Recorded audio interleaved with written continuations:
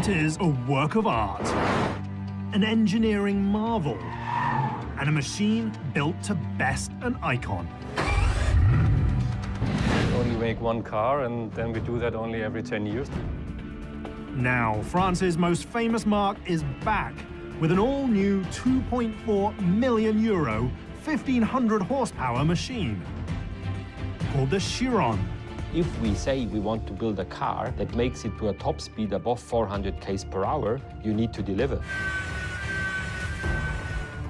After nearly a decade of design and engineering, it's finally time to push the boundaries of the automobile. This one is a pre-production car. Before the brand can deliver the machine to market, they must first race the clock and crack the 400-kilometer barrier. Here, have you a look on this? It's such a... Every day counts, and there is no margin for error. This is a once-a-decade inside look at the last big push to build the next Bugatti.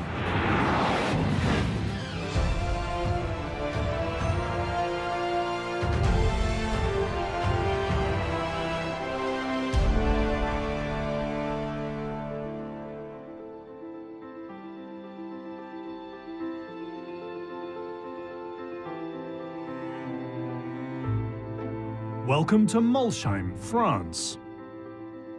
A land rich with history and the ancestral home of Bugatti automobiles.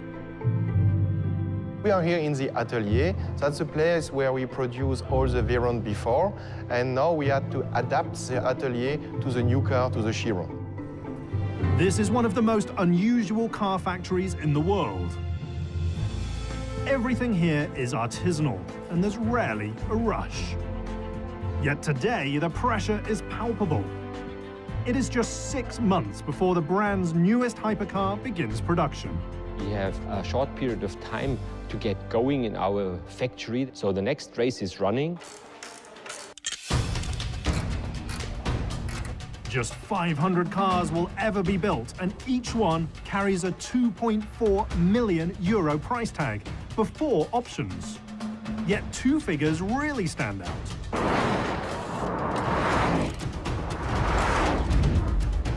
The 1,500 horsepower engine and the goal to beat its predecessor's outright top speed on the racetrack. At present, we are the holder of the world speed record for supersports cars with 431 km per hour. The new one will be remarkably faster. It's a laudable target, but before the brand can achieve the goal, they first have to finish developing the machine. In this phase of the development, we have a lot of stress to bring the knowledge from the prototype to the series car. What we have to do now is the final tests. Ensuring that the Chiron works correctly is crucial. There's very little about the machine that is normal. And perhaps no car in modern history has had to bend physics quite so far in order to dethrone what came before it. We always have physical boundaries based on technical circumstances, but boundaries can be pushed. In 2005, the brand introduces the Chiron. It is a moonshot, the likes of which has seldom been seen in the automotive world. Our Chiron customers have all the reasons to believe their car is unbeatable.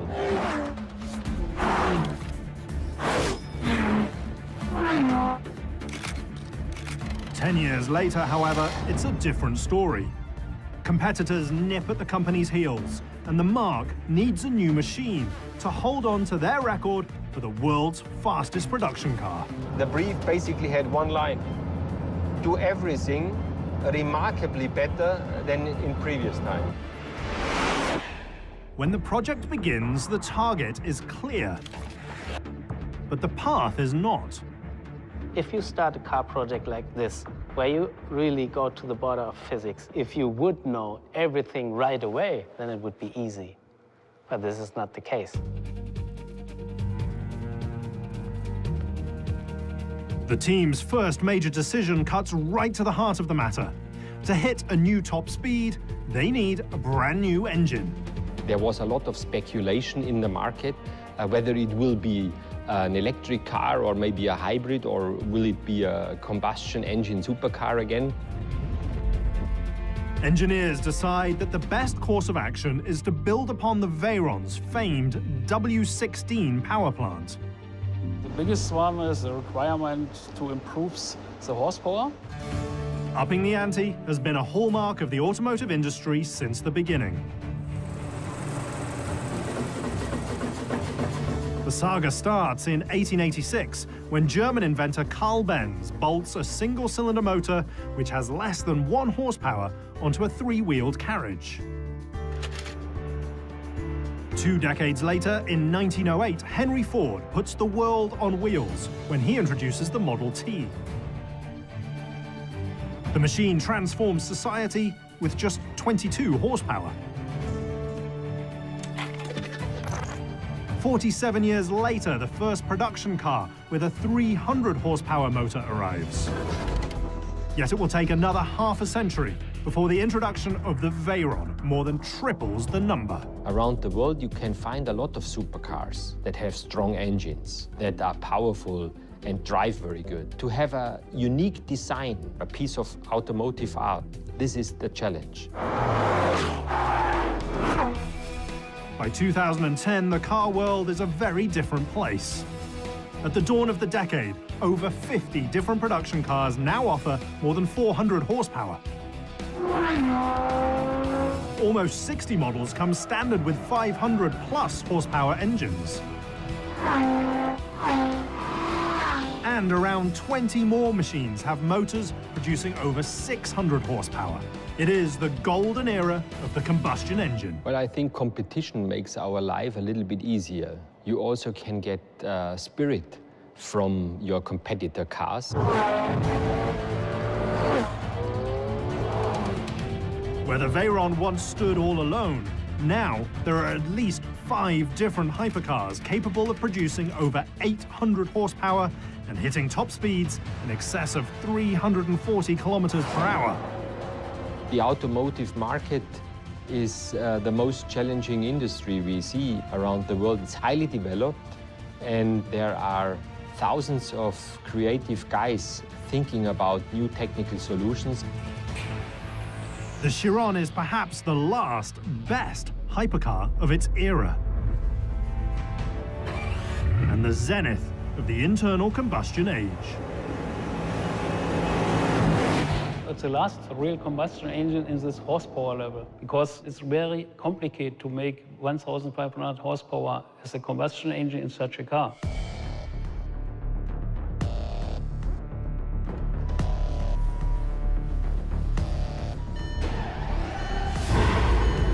The man pushing the limits of combustion tech is Wolfgang Dürheimer, the CEO of the brand. Started all on motorcycles. I was probably 11 or 12 years old, and I saw these guys racing and jumping, and I decided this is what I'm going to do when I'm a little bit older. Dürheimer quickly realizes that his gift isn't piloting a machine, but rather designing it. I can practice day and night. I never will be a world champion.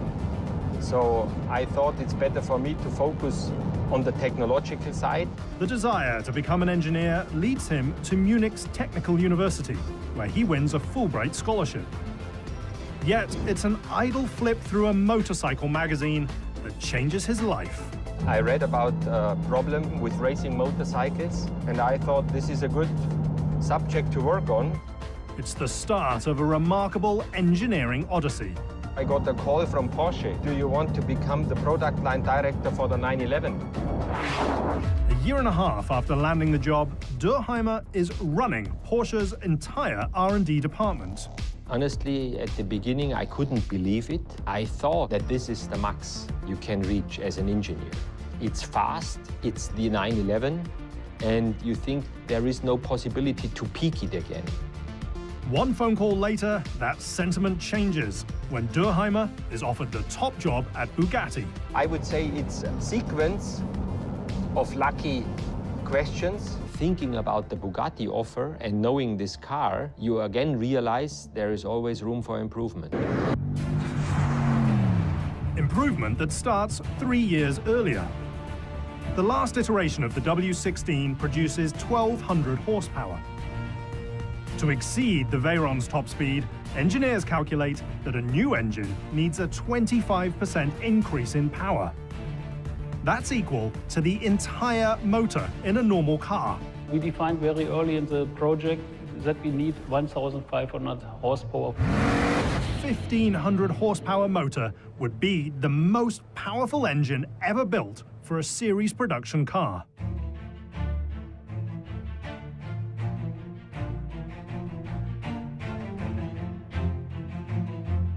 Kostet sehr viel Zeit, diesen Motor zu entwickeln. Das kann man in Stunden gar nicht ausdrücken, auch nicht in Tagen oder Wochen. Es sind Jahre, es sind Mannjahre. Wir haben ein Team, das nonstop daran gearbeitet hat, ungefähr 3 Jahre lang. The power plant takes a long time to engineer, but only 6 days to actually put together.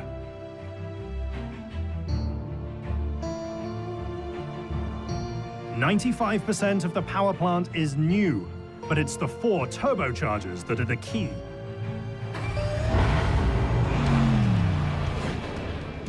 When the engine is first fired up, only 2 of the 4 turbos kick in.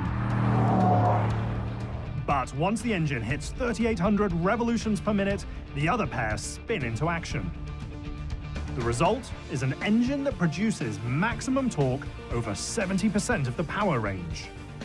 Es gab durchaus Probleme bei der Entwicklung, die mich auch nachts nicht losgelassen haben. The extra power creates another challenge, namely how to cool the new motor. So the team develops a new water pump that's capable of circulating 800 liters of coolant. That's close to 10 average bathtubs. And at full speed, the pump moves that much liquid through the entire engine every single minute. Once the prototype engine is complete, they take it to an advanced test bench, where they discover yet another roadblock. When we put the engine at first on one dyno, the dyno was overheated and it breaks. To check their creation, the team has to build a new facility. To prove the engine's metal, they run it for 25 hours straight at full throttle.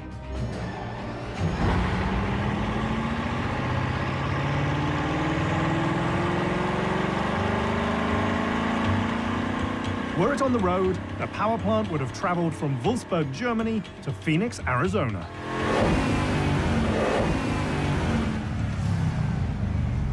Heat management is a big challenge for such a car. If you have a combustion engine with 1,500 horsepower, you have more than 3,000 horsepower as heat reaction. 3,000 horsepower is enough energy to run an average house for over 2 months. Finding a way to dissipate it comes down to the stroke of a pen and a cut-off line.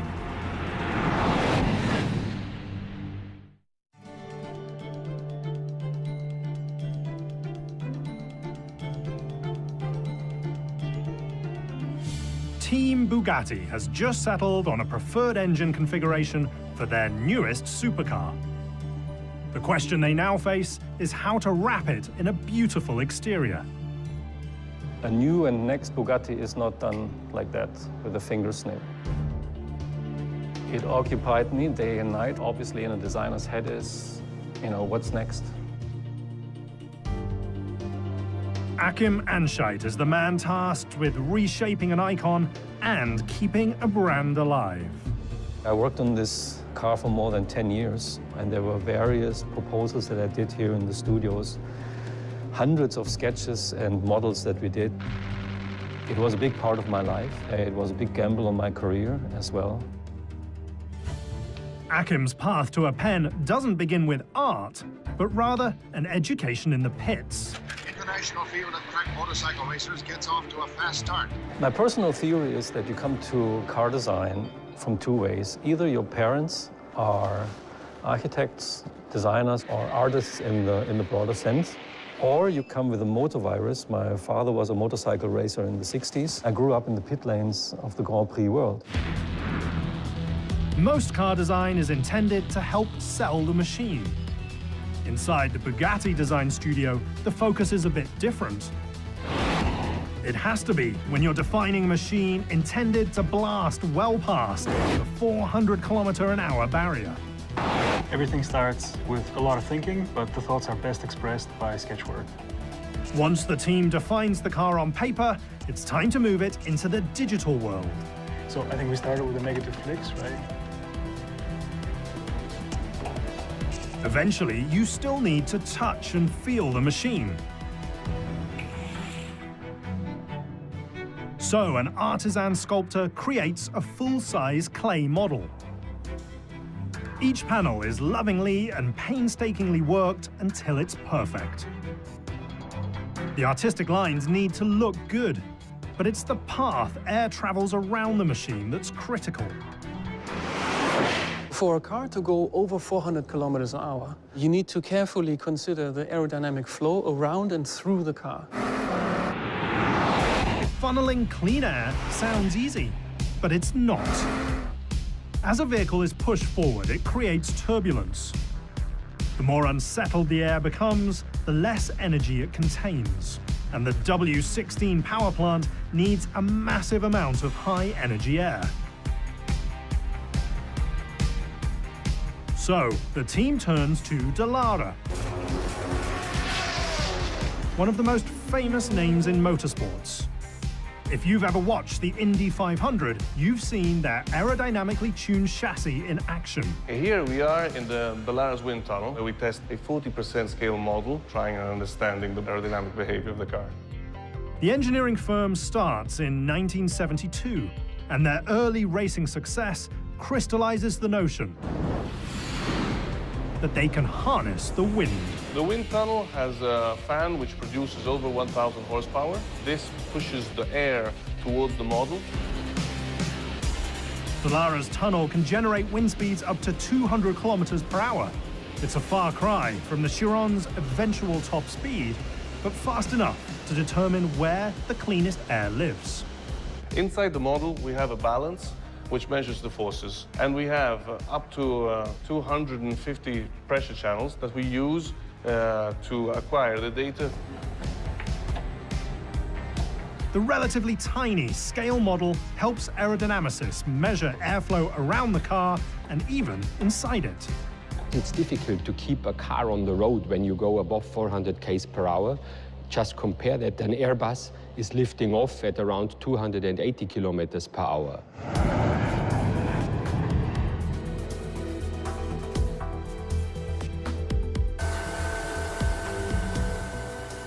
The team discovers that the air that wraps around the top half of the car arrives at the intakes with 95% of its pressure intact. It gets sucked and dives into the air intake here, leading directly down into the engine compartment. The technical insight leads to a distinctive design solution. It's one of those sort of eureka moments when you realize that the technical necessities are actually driving you towards a design solution that is unique. It's almost like there's certain inevitability in this kind of design. This is probably the best indication and illustration where you can see form following performance at work. Once the team solves how to get the cleanest air into the car, they face the next critical task: how to take it away once the engine is done with it. The quest to pull air out of the engine compartment leads to the striking cut-off rear end. Weil wir haben eigentlich gefunden im Windkanal, dass wir nur durch das untere Drittel vom Stoßfänger, wenn wir da Druck ablassen und in die Seite reinpusten durch das Radhaus, das reicht eigentlich schon als der Effekt, den wir suchen. Und gibt es sowas Ähnliches auch für hinten eigentlich? Naja, wir haben ja so eine Art Venturi-Effekt. The cut-off rear end is conceptually similar to placing your thumb over the end of a garden hose when the water's turned on. As the surface area decreases, the pressure increases, while also creating a vacuum in the remaining water supply. The back end of the car works the same way. It creates a sub-pressure zone directly behind it for 1.5 meters, and it sucks out all the hot air from this whole engine compartment here. Channeling air around the 1,500 horsepower engine is just the start when you're trying to build the fastest production car in the world. You've also got to cool something more than twice as powerful.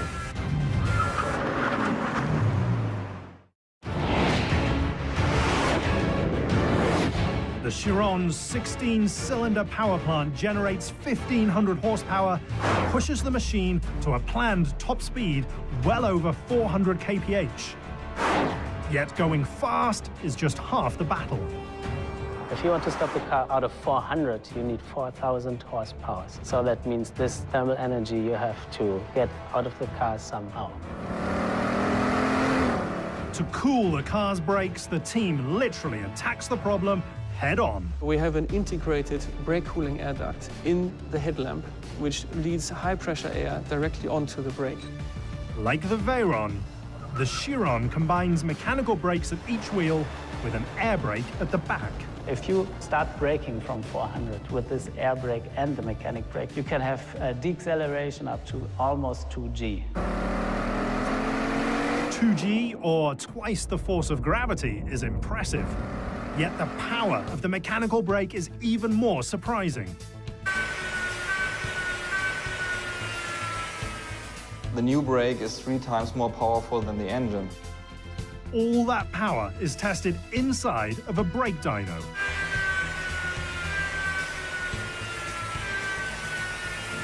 Gibt's was Neues auf der Reifenseite von Michelin? Von Michelin haben wir die Tests gefahren. Wir fahren mittlerweile die Reifentests auf dem Dynamometer. When you're blazing a new high-performance trail, a big engine and powerful brakes aren't enough. You've also got to develop a new set of rubber. We said it's gonna happen, but I don't know how today.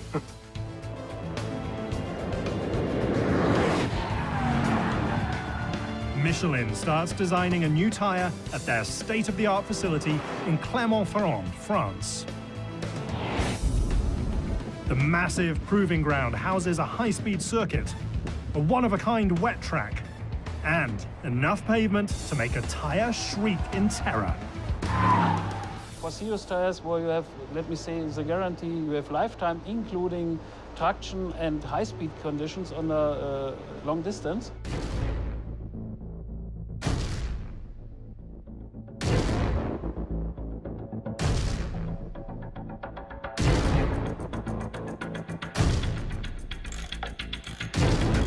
With just months to go before production starts, the guarantee is so critical that it needs to be written an ocean away.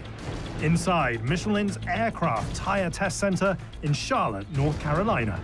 It's a very secret facility. It's the only facility to have tests in this extreme range far beyond 400 kph. We're talking about beating our own speed record, so we have more force on the tires at this very high speed. Above 430 kilometers per hour, a tire will experience over 3,000 times the force of gravity just inside its air valve. Michelin used to design tires for racing, like 24 hours of Le Mans. Le Mans racing cars top out at around 340 kilometers per hour. The new Chiron will be over 25% faster. It's why we have to go here in this facility, because the machine that we use to validate the tires for Le Mans cannot run that fast. We have computer models and they show what we can do at this very high speed areas, but there's no experience because we are the first who are doing this. Calibrating the digital realm with the real one comes down to one of the most powerful tire dynos in the world.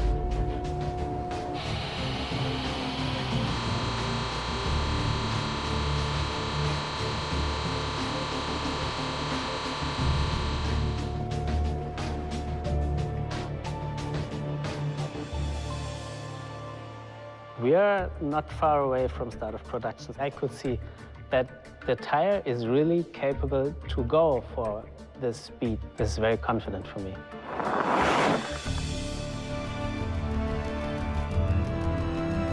As the start of production looms, the brand's future success on the track might very well hinge on a combination of science and nature.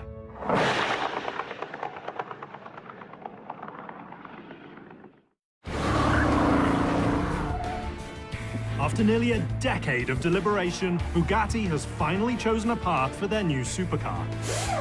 They've built and tested a 1,500 horsepower motor, designed an exterior shape with optimal airflow, and engineered new brakes and tires. Yet the race to the finish line has just begun.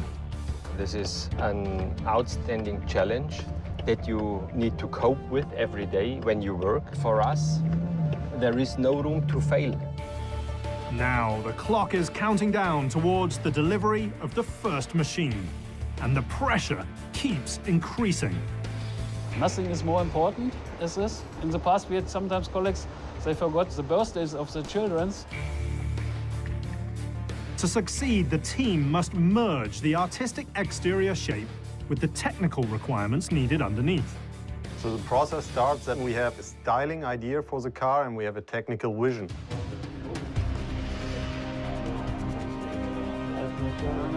Style and tech collide back inside Dallara Automobili, where they use a very earthly material to design a cutting-edge carbon fiber monocoque. As you can see here, we are a lot of engineers developing the monocoque. A monocoque is an automotive design technique where the exterior shell of the vehicle provides structural support. The process begins by merging the design department's 3D computer model with the lessons learned inside the wind tunnel. We focus on CAD, creating 3D geometries. We make simulation through FEA. FEA, or Finite Element Analysis, is a computer tool that simulates real-world forces. So here we are evaluating all what is related to stiffness, safety and strength of the structural chassis. The evaluation starts on an individual screen, but soon moves to a highly advanced virtual driving simulator, where a pilot can test the car before it's ever been built. Collectively, the team does over 100,000 simulations. We are achieving really very strong numbers in terms of stiffness. We are speaking regarding a car that is more than 50,000 Newton-meter degree.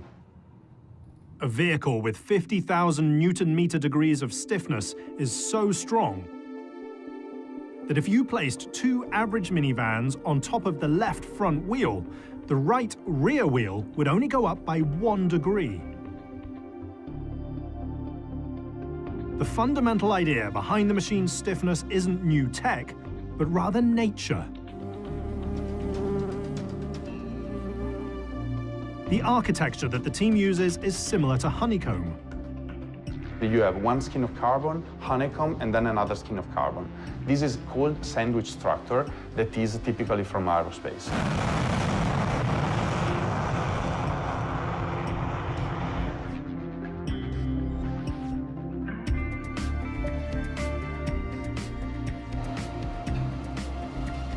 Inside an aerospace-grade clean room, 50 artisans handcraft the honeycomb structure, where it takes 150 layers and over 1,500 hours to assemble a single monocoque. The process begins by layering carbon fiber sheets in a mold, before curing the unit inside an autoclave that bakes the monocoque at 135 degrees Celsius for over 15 hours.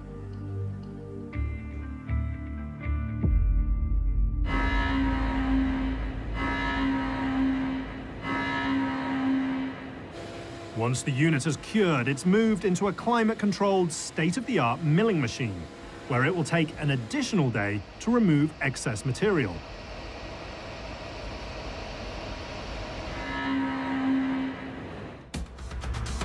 Then they take yet another day and a half to scan the entire monocoque with an advanced laser to ensure that the chassis is dimensionally accurate. The finished monocoque weighs just 100 kilograms, and if all the carbon fibers were laid end to end, they would stretch from the Earth to the Moon 9 times.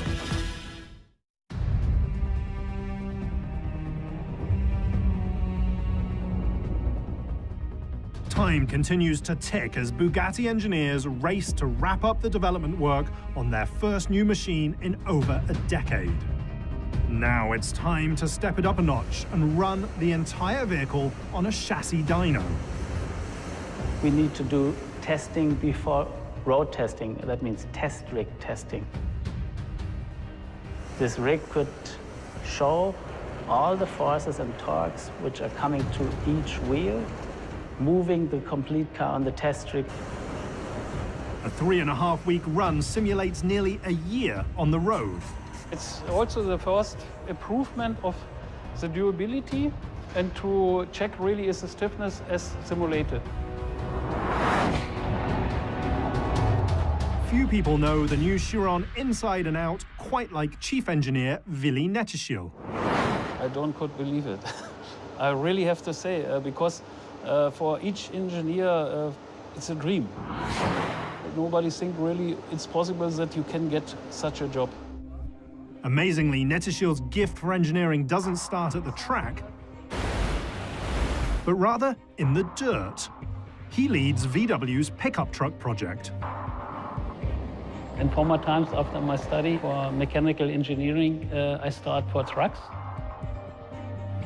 Netteschil and his team take prototypes for their first major public voyage across the Alps. It looks like fun, but is in fact a valuable tool for defining how far the project has come and how far it still has to go. I do a self-test now and then to evaluate the car yourself, to feel the reaction the car shows and what is the area where we still might need to improve. Next, the team takes the prototype to the famed Nardo circuit in Italy. Built in 1975, the course offers a unique 12.5-kilometer banked circle that's so large you can see it from space.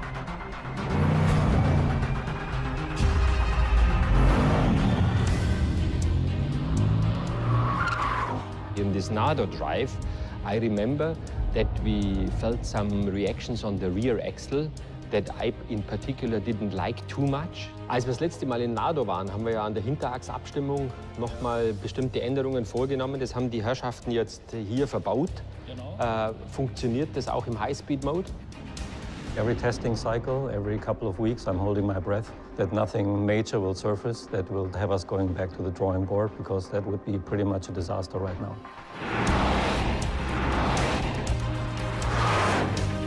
Preventing disasters doesn't just happen on a track. While some prototypes are built to be run hard, others are manufactured to ensure perfection. Welcome to IndyCar, a master at high-quality artisanal small batch production.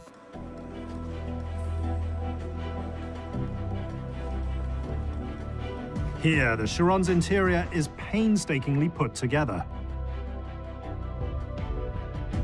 The craftsperson assembles an individual panel. Next, they install the piece on a precise modeling buck to ensure a perfect fit. Finished interiors are shipped nearly 550 kilometers to Molsheim, France.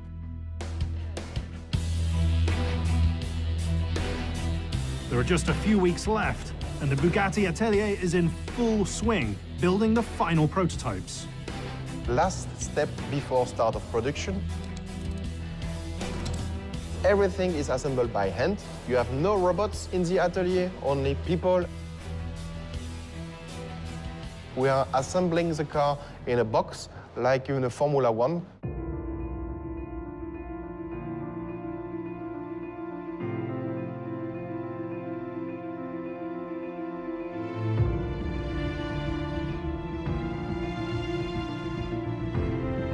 It takes 3 craftspeople to slide the motor into place.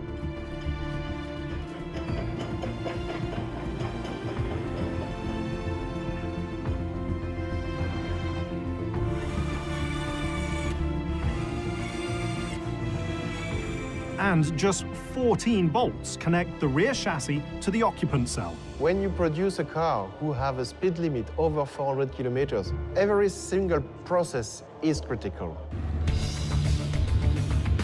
After 1 week, a new machine is ready for its first run on a road. A rolling road. We are making here all the road tests to make the running in of the brakes, for example. Next, they install the curved sides, which are the largest carbon fiber body panels in the automotive world. Then the doors go on. Front quarter panels. And rear engine cover. The level of detail is nearly unmatched. Once the exterior is in place, they're ready to fit the handcrafted interior elements. When you're building a €2.4 million machine, authenticity is the key.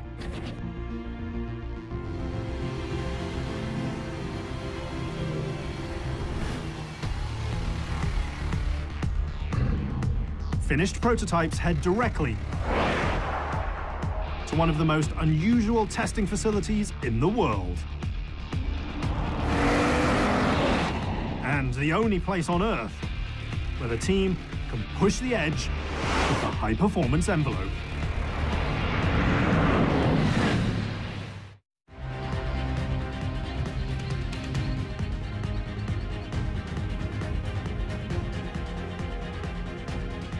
Welcome to Era-les-Cygnes, one of the most advanced and secure automotive test sites in the world.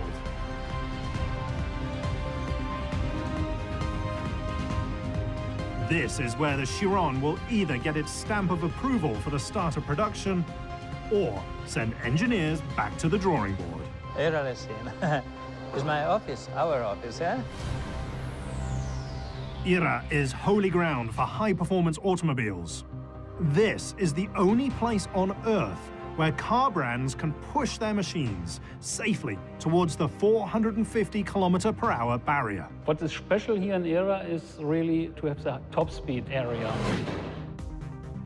Engineering is often a marathon-like battle of measured steps. Before the team can go flat out for the world record, they need to incrementally prove the machine. Today, the goal is to cross the 400 km barrier for the very first time. This test now is really the final one for our team, where we approve really it's possible or not.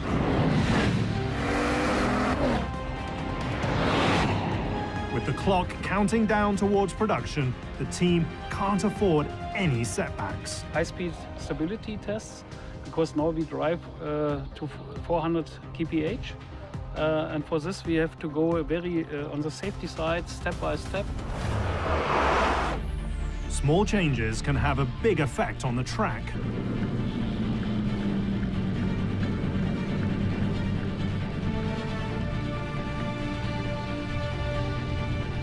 After a few laps, Loris returns to the pits. He can't cross 400 kph because the rear wing isn't deploying correctly. And if the team can't get the job done, serial production can't begin. I was telling them that I was doing some strange maneuver up on this banking. Before Loris leaves the pits, the team reworks the deployment control software. Try again. Try. Should I start the engine? Yeah.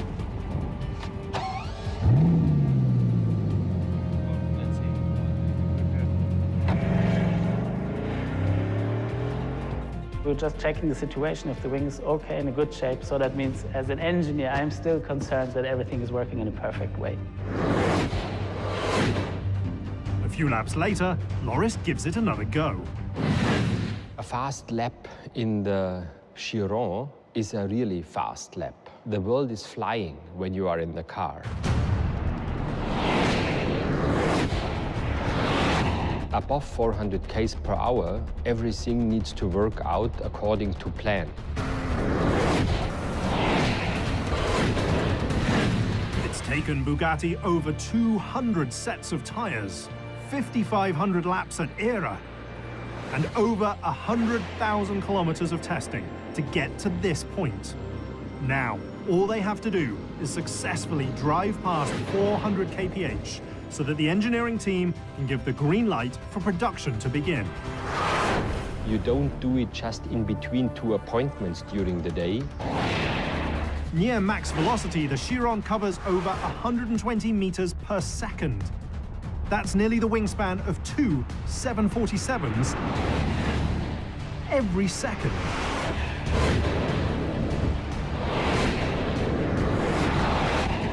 Years of engineering succeed when Loris eclipses 400 kph. His exact speed remains a trade secret, but it's fast enough for the engineers to give the go-ahead for production to begin. We work very, very strong to improve each small detail. And now you can see, here, have you a look on this? It's such a... but the feedback is very, very good from the driver.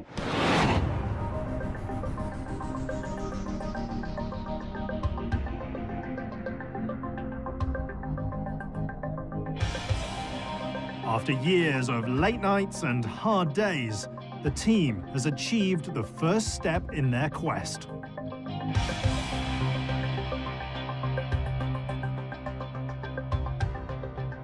They can finally deliver the very first all-new Bugatti in over a decade. It was really a big challenge, a lot of stress, a lot of problems what we had to solve. If you have a very big stone on your shoulder and you can say, oh, now I'm really on the top. How I achieved it. I always used to joke, my colleagues are doing 10 cars in a year and I do 1 car in 10 years. But it paid off, and I'm so happy that it's sitting here today. The machine is now built, but the brand's date with high-performance destiny remains. Only time will tell if Bugatti can best their very own world record for the fastest production supercar ever made. I'm thinking often about this record, but I'm confident that we can do it. We know that we are on the border of physics. Since the early 21st century, Bugatti has been the benchmark for sheer power and raw speed in the automotive realm. Their newest machine aims to go even faster and push the boundaries even further out of reach. We wanted to demonstrate the world how fast you can go in a road-legal car. And we are ready to challenge the rest of the automotive world to beat us. And there are some guys around that already tried it. We really enjoy the competition. It's like in racing. Racing alone is not that fun, but if you have some guys that give you a hard challenge, then life becomes interesting. The Bugatti Chiron. A handcrafted masterpiece, an engineering marvel, and perhaps the zenith of the combustion engine era of the automobile.